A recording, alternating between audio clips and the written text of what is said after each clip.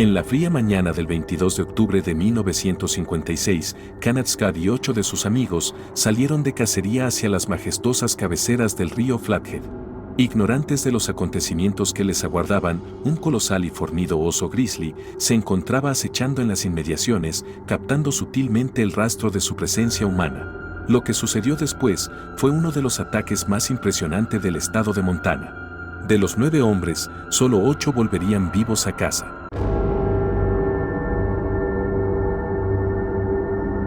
Bienvenidos a otra emocionante historia de terror interesante. Hoy nos sumergiremos en una fascinante historia que nos transporta a la impresionante región montañosa de Montana, un lugar remoto ubicado a unos asombrosos 78 kilómetros al oeste de la pintoresca ciudad de Augusta. Este rincón geográfico, caracterizado por su terreno escarpado y accidentado, se ha convertido en un verdadero paraíso para aquellos intrépidos cazadores que están ansiosos por desafiar sus límites. Las majestuosas cumbres, cuyas alturas rozan los imponentes 2.400 metros, conforman la vertiente oriental de las renombradas montañas rocosas. Los valles adyacentes están densamente poblados por una exuberante vegetación compuesta de árboles de pino, abeto, alerce y álamo temblón, mientras que las orillas de los cuerpos de agua se engalanan con la presencia de arbustos de sauce y cornejo, que añaden un toque de encanto a este entorno natural.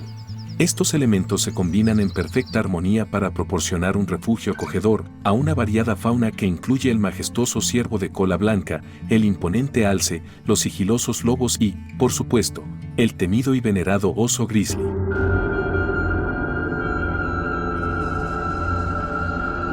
Es precisamente en este salvaje y prístino entorno donde se desarrolla nuestro relato de hoy.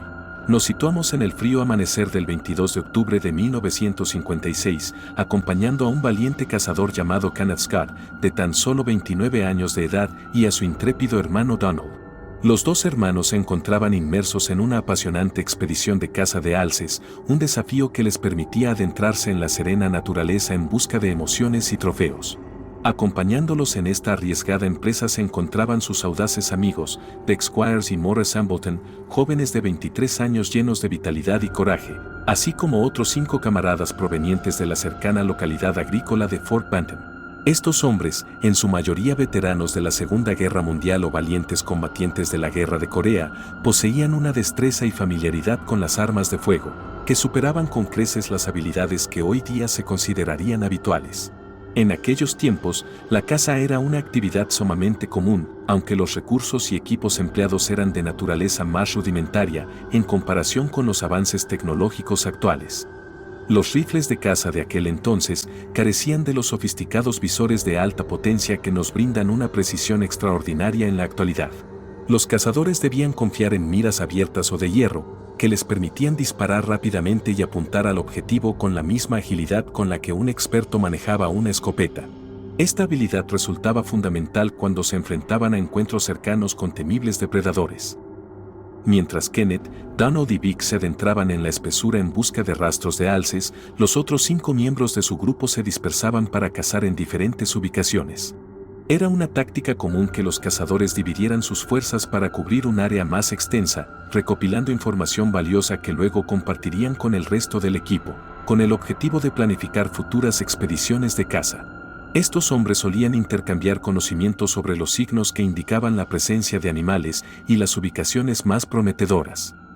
Mientras los 3 intrépidos cazadores avanzaban por una empinada ladera, un colosal oso pardo, con su imponente y fornida presencia, los acechaba sigilosamente desde los alrededores captando sutilmente el rastro de su presencia humana. Vic fue el primero en enfrentar la terrible y apabullante presencia del oso cuando éste emergió majestuosamente de entre los espesos matorrales. La situación dejó a Vic perplejo y atónito, incapaz de procesar por completo el alcance de lo que estaba sucediendo. Una sucesión de pensamientos y visiones inundó su mente, sumiéndolo en un torbellino de incertidumbre. A pesar de sentir el impulso instintivo de huir, Vic logró controlar sus miedos primarios y retrocedió rápidamente para ganar algo de distancia entre él y el feroz oso. Sin embargo, mientras daba un paso atrás, sus pies tropezaron con una maleza y cayó de espaldas, quedando vulnerable ante el imparable ataque del coloso. Kenneth y Donald, horrorizados por la aparición súbita del oso, observaron con incredulidad cómo su amigo se convertía en presa del poderoso animal.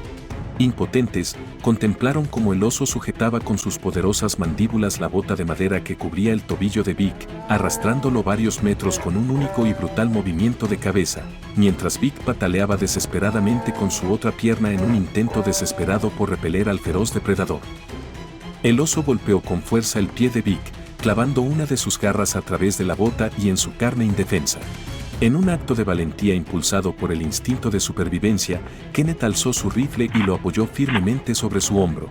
Apuntó decididamente hacia el fornido hombro del grizzly y descargó su fiel rifle calibre .30-06, accionando ágilmente el cerrojo para prepararse para el siguiente disparo.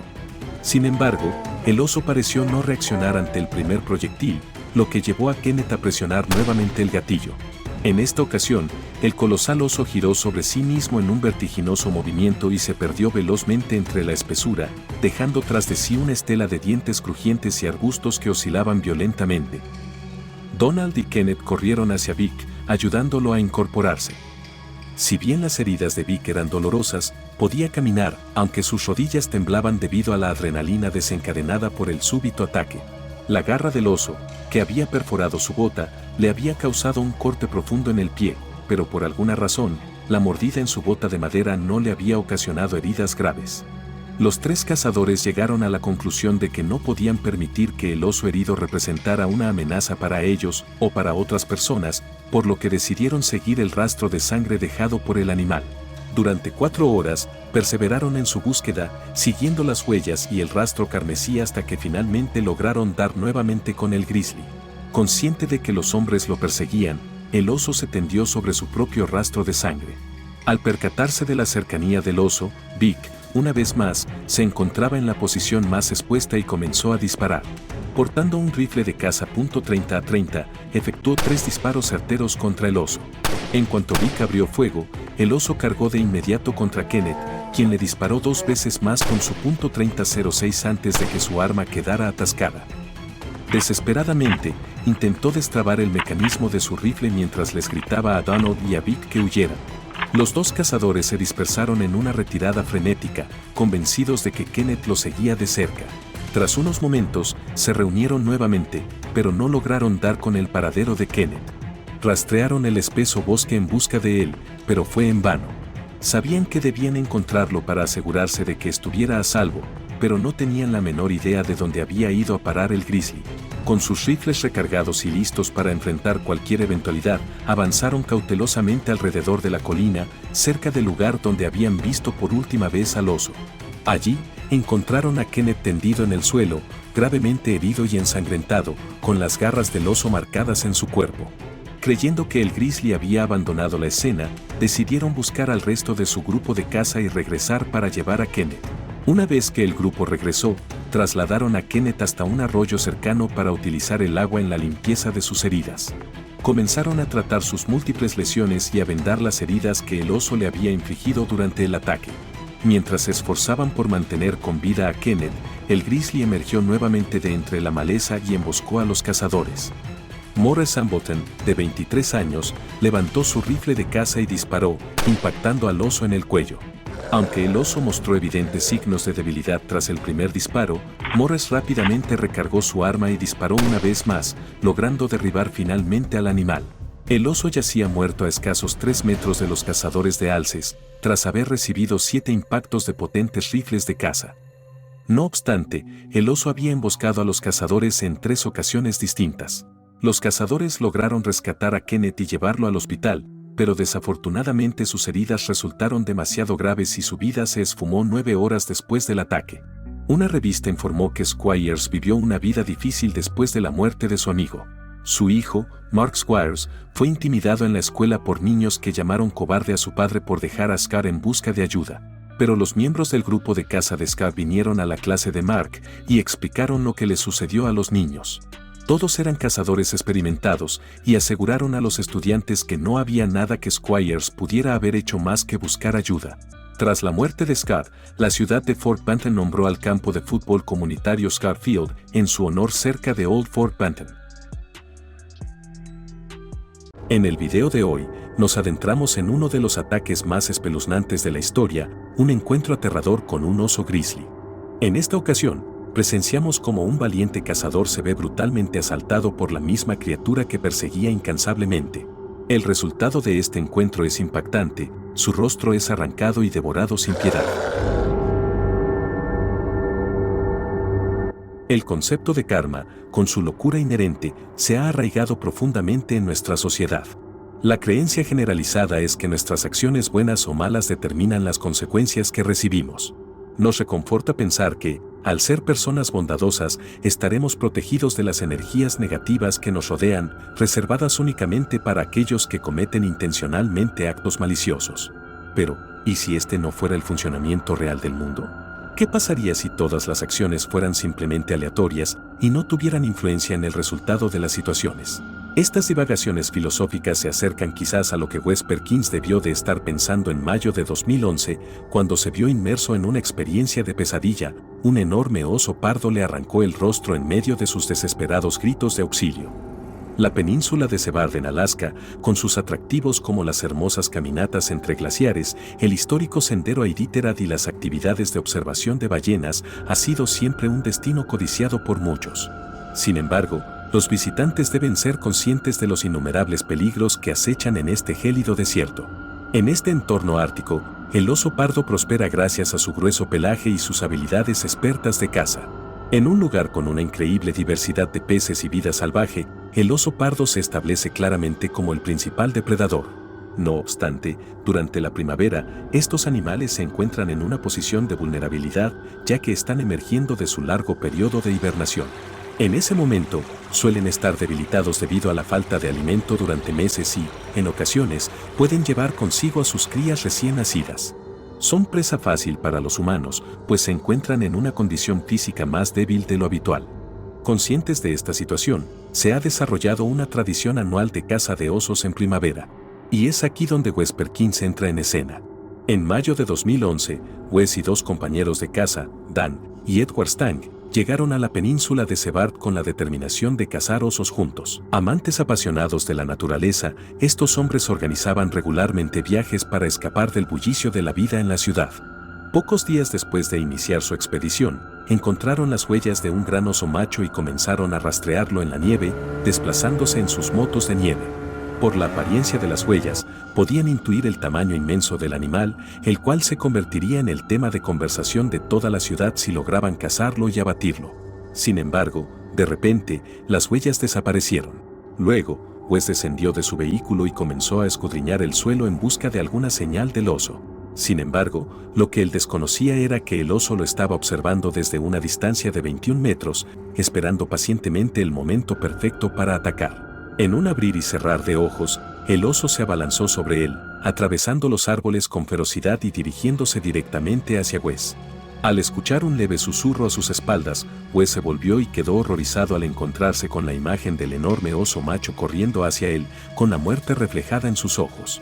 Trató desesperadamente de agarrar su rifle, buscando cualquier objeto que pudiera utilizar para defenderse, pero el oso fue demasiado rápido.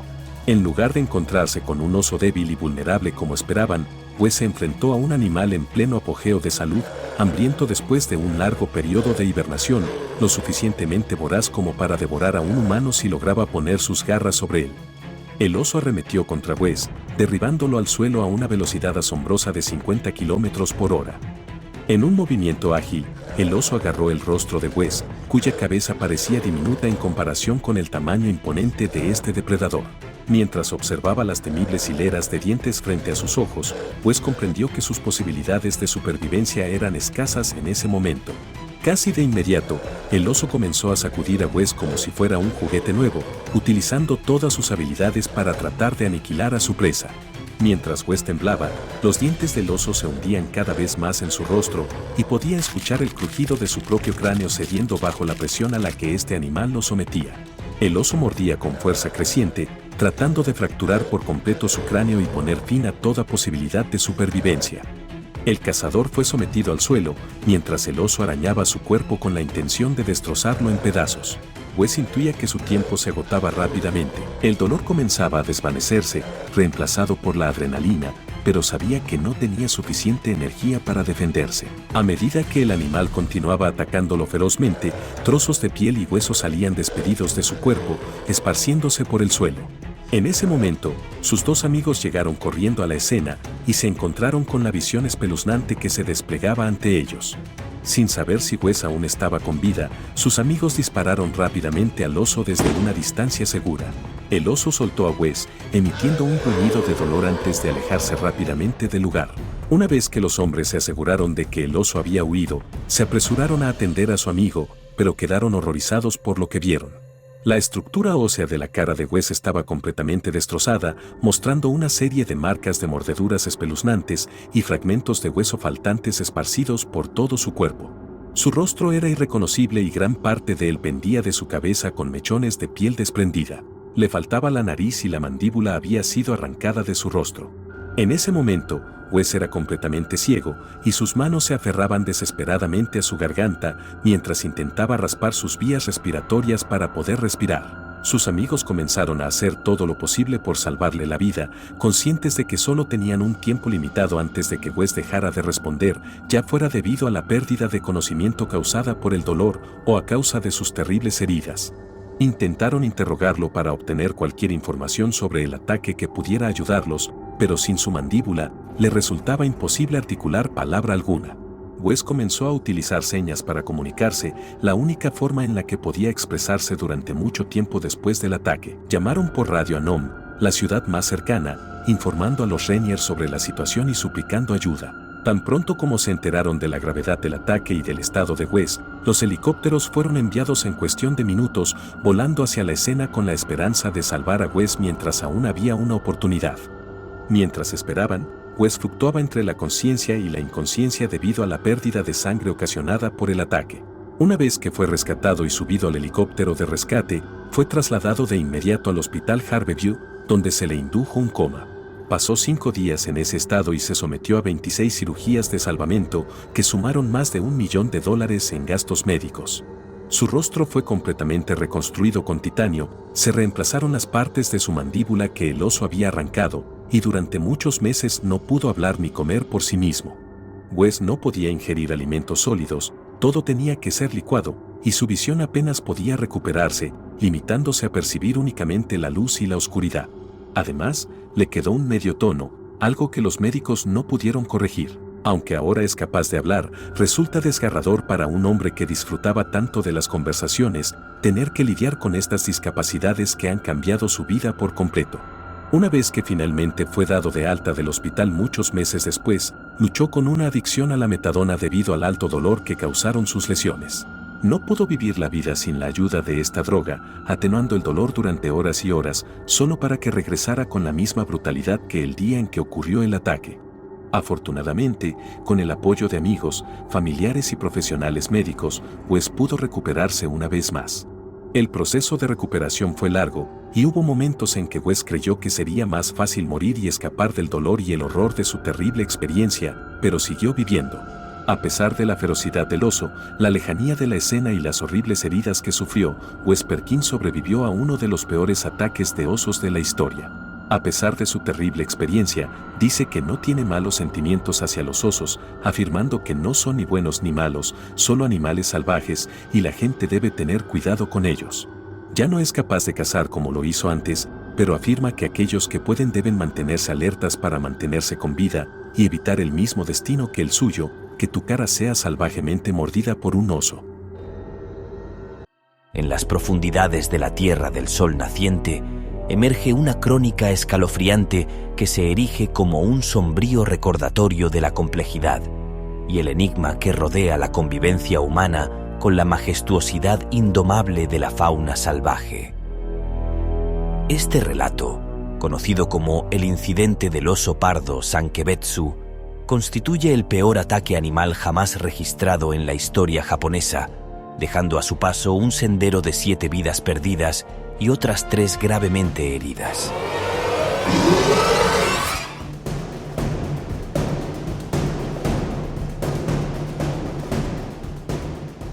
La escena se sitúa en la idílica isla de Hokkaido, en el norte de Japón, donde la enigmática subespecie de oso pardo usuri encuentra su hogar. En tiempos remotos, estos impresionantes animales también poblaron la extensa isla de Honshu, pero su destino se cruzó con el último período glacial, hace aproximadamente 15.000 años, llevándolos a la extinción en esa área. Sin embargo, otras poblaciones de esta formidable subespecie pueden ser halladas en regiones de China, Rusia y la península de Corea. Destacados por su envergadura, los individuos más colosales rivalizan en tamaño con la imponente subespecie del oso pardo Kodiak. El misterio y la intriga se entrelazan con la leyenda japonesa que envuelve a estos osos, quienes han adquirido una temible reputación como cazadores de hombres. Aunque el suceso de Sankebetsu juega un papel trascendental en la forja de esta inquietante creencia, no se puede negar que la base de este temor encuentra asidero. En efecto, durante la primera mitad del siglo XX, 141 vidas sucumbieron bajo los embates de estos seres en Hokkaido, y otras 300 personas sufrieron heridas causadas por sus feroces garras. Desde 1962 han sido documentados 86 ataques, de los cuales 33 culminaron en desoladoras muertes.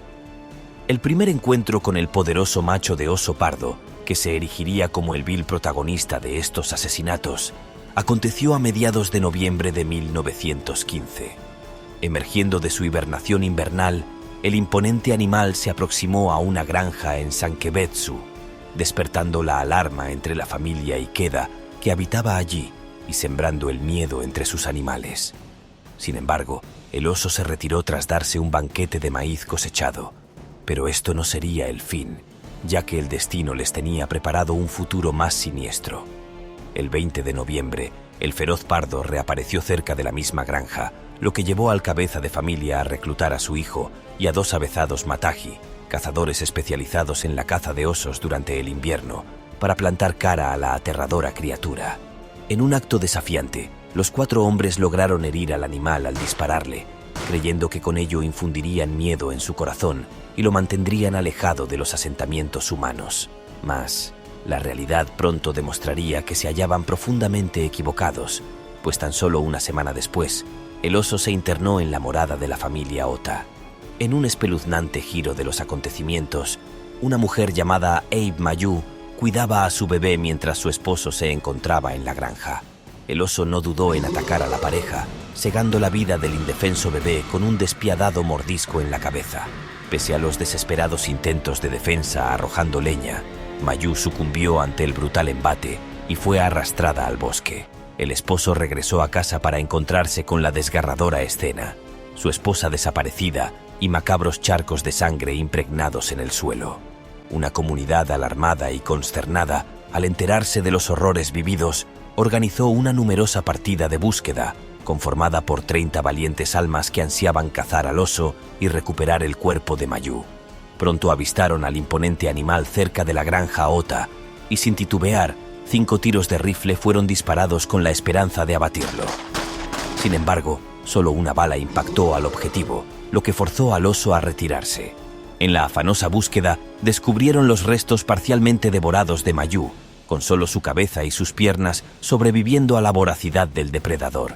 El oscuro recorrido no se detendría aquí, pues el oso demostró que el sabor de la carne humana lo impulsaría a regresar nuevamente. Los aldeanos, armados y decididos, se congregaron nuevamente en la granja de Ota, dispuestos a enfrentar al temible asesino. Y así aconteció. El oso retornó, envolviendo la atmósfera en una espiral de pánico y desesperación. Sin embargo, en el caos del momento, solo un valiente hombre se atrevió a disparar, mientras que una tropa de 50 guardias, que habían sido desplegados a unos cuantos cientos de metros de distancia, llegó tarde para interceptar al colosal animal. En un rincón cercano, varias familias se habían refugiado en la casa de Miyuke Yasutaro, y uno de los guardias quedó como protector de las mujeres y los niños que aguardaban dentro. Fue entonces cuando la tragedia se desató una vez más. Mientras Yayo, la esposa de Yasutaro, guiaba a las mujeres para preparar una comida tardía, el oso se abrió paso con audacia a través de una ventana y se introdujo en la morada. En el caos reinante, volcó una olla sobre las llamas del hogar, sumiéndolo en la oscuridad. Una lámpara de aceite también cayó y se apagó, sumiendo el ambiente en una penumbra sobrecogedora mientras el oso embestía despiadadamente. Yayo intentó huir, mas su pequeño hijo se aferró a sus piernas, presa del miedo. Aunque ambos fueron inicialmente atacados, el feroz oso centró su atención en el último guardia restante, permitiendo que Yayo huyera con sus hijos. El valeroso hombre intentó en vano esconderse tras los muebles, pero finalmente se convirtió en la próxima víctima del salvaje ataque, sufriendo graves mutilaciones. La muerte de 2 niños y heridas a un tercero completaron la dolorosa secuencia. Por último, el oso acorraló a una mujer embarazada, a quien mató y devoró parcialmente. Testigos atestiguaron que ella suplicó al despiadado animal que no le hiciese daño a su vientre. En un retorcido giro del destino, Yayo, gravemente herida, se encontró con los guardias que regresaban en su camino y con un corazón roto les informó sobre el salvaje ataque a la morada en su ausencia. Al regresar, aún podían escucharse los aterradores sonidos del oso en el interior de la casa a oscuras. Un arriesgado plan inicial de incendiar la casa se desestimó, con la esperanza de que algunos de los niños que se encontraban dentro pudiesen aún estar con vida. En cambio, se dividió el grupo de guardias en 2, colocando a 10 hombres armados en la puerta principal, mientras que otros se dispusieron a rodear la casa. Gritaron y golpearon con valentía para atraer al oso hacia la entrada. La estrategia surtió efecto, pero la concentración de hombres armados dificultó las líneas de visión y algunos disparos fallaron. De nuevo, el oso logró escapar de las garras de sus perseguidores humanos. A partir de entonces, una serie de acontecimientos dramáticos se desplegaron ante los ojos de los aldeanos atónitos. Un ciudadano de la localidad se acercó en busca de la ayuda de Yamamoto Heikichi, un cazador experto en osos. Este célebre cazador creía firmemente que el oso en cuestión era nada más y nada menos que el infame Kesagake, responsable de la muerte de 3 mujeres en incidentes anteriores. Sin embargo, la mala fortuna había atravesado su camino y había empeñado sus armas para pagar su adicción al alcohol, negándose así a prestar su ayuda. El visitante, al percatarse de esta trágica negativa, pronto descubriría que su esposa embarazada había sido víctima del segundo ataque, sumando más dolor a la ya devastada comunidad. Inquebrantable en su afán por detener al asesino de 4 patas, un grupo de hombres se unió una vez más para intentar cazar al oso.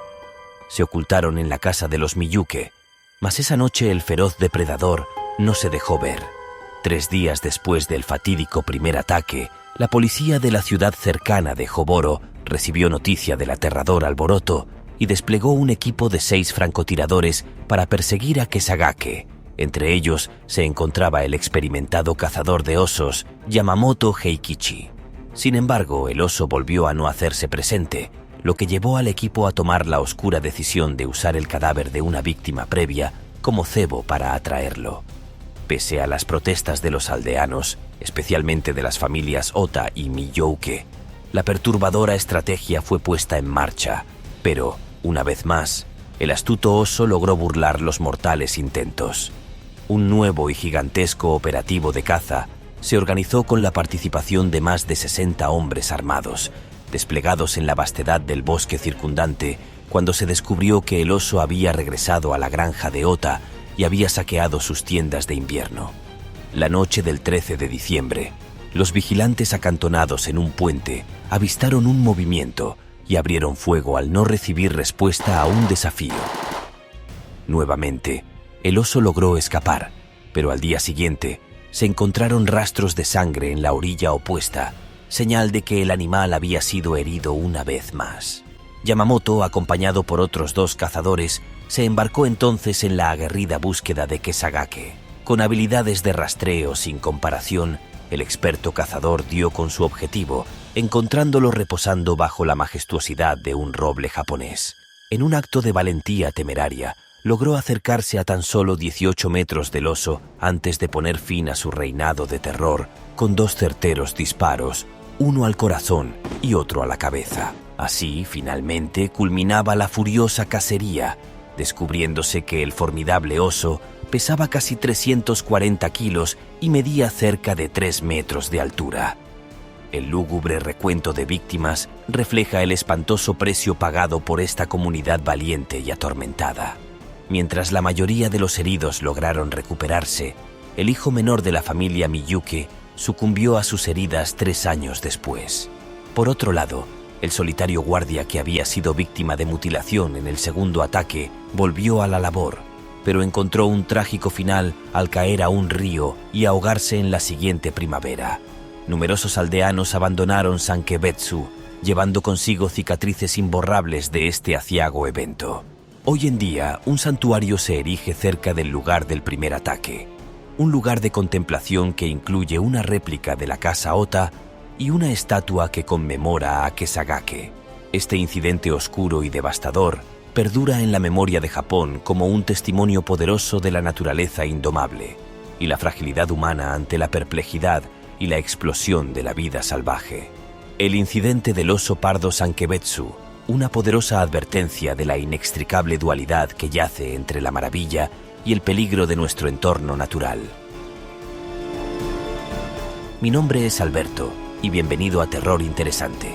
Como siempre, gracias por ver, dale like y suscríbete si aún no lo has hecho. Además, déjame saber lo que piensas en los comentarios en la parte de abajo.